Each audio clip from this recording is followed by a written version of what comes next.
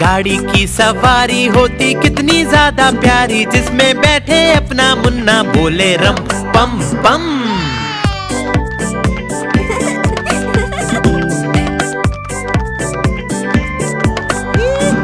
घोड़ा सरपट भागा जाए, उसका चालक गीत सुनाए, बोले कसके पकड़े रहना नाचे रम पम पम।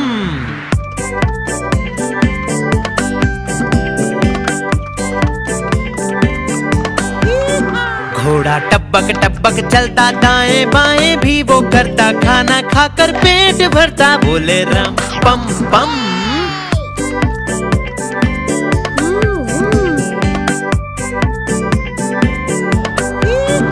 घोड़ा गाड़ी वाला आए, साथ में अपने लड्डू लाए, जिसको खाए मेरा मुन्ना बोले रम पम पम।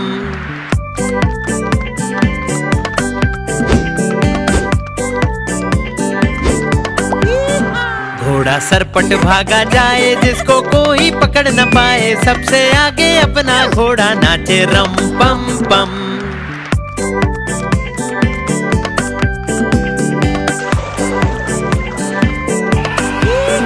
बंदर मामा भी सब देखे, हाथी राजा भी सब देखे, पूरा जंगल ये सब देखे, बोले रम पम पम।